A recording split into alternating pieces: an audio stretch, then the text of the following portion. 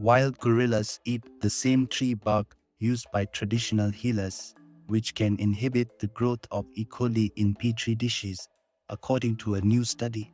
While gorillas in Gabon eat several of the same plants traditional healers in the region use, and these plants show antibacterial properties in lab dishes. In a new study, compounds in the bark of different trees showed potency against antibiotic-resistant strains of Escherichia coli, which can cause hard-to-treat infections in humans, including pneumonia and bloodstream infections. The researchers behind the work think these plants from gorillas' diets could lead to promising drugs for people, but much more work is needed to develop such medicines. In the study, published in the journal PLOS 1, researchers observed western lowland gorillas in Gabon's Mokalaba Daudu National Park, recording what plants they ate. They also interviewed people in the nearby village of Dosala, including healers and herbalists, about plants used in their traditional medicine. Past research by the group had revealed drug-resistant E. coli among gorillas in the park. These microbes can potentially cause disease in humans, but apes can often carry the microbes without symptoms. The researchers wanted to understand how the gorillas host pathogenic E. coli without suffering serious disease, and they hypothesized that it might have to do with plants gorillas eat that aren't crucial to their nutrition, such as tree bark. The team identified 4 native plant species who were both eaten by gorillas and used in traditional medicine: the fromager tree Ceiba pentandra, giant yellow mulberry Myranthes arboreus, African teak Milicia excelsa, and fig tree ficus. One of the inclusion criteria for the various plants studied in this research was the fact that the selected plant consumed by gorillas was also already used in traditional medicine.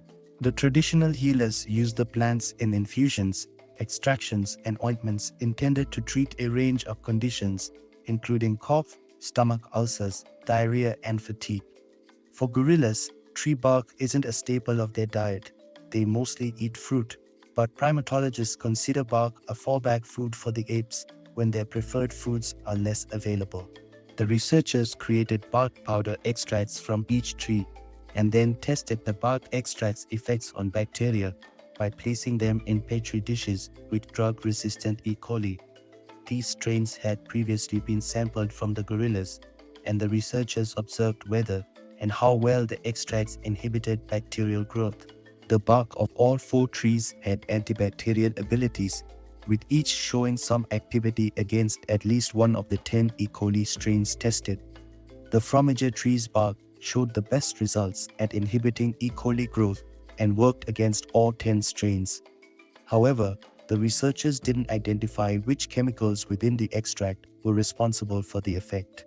All of the plants also contained various phenols, alkaloids, flavonoids, and proanthocyanidins, which are compounds with anti-inflammatory, anesthetic, and antiviral properties. These 4 plants could be promising to treat multi-drug-resistant bacterial infections in humans. Their antibacterial and antioxidant properties may also explain their use in traditional medicine. The scientists haven't directly studied how eating these plants might affect gorillas' health, or whether different doses of the plants might have different effects. Other great apes have been known to use plants with medicinal properties. Chimpanzees periodically eat leaves that can clear parasites from their gut, and orangutans apply leaves to their wounds. Traditional medicine in the regions where these primates live often uses the same plants to treat people with various conditions. Assuming the tree bark is beneficial to apes, it might be tempting to take cues from the primates, but it's not known how human bodies will respond to the same substances. There's a lot of promise there, but there's a lot of pitfalls too. Since we're closely related to great apes genetically, it's possible, but not certain, that we'd respond similarly to these plants. For now, we don't yet know what the plants do inside gorillas' bodies either. Researchers have not been able to carry out toxicology and cytotoxicology studies to confirm the absence of side effect. But the fact that these plants have been used since ancient times in traditional medicine, and that gorillas consume them, was one of the factors that led us to consider them relatively safe and effective for humans.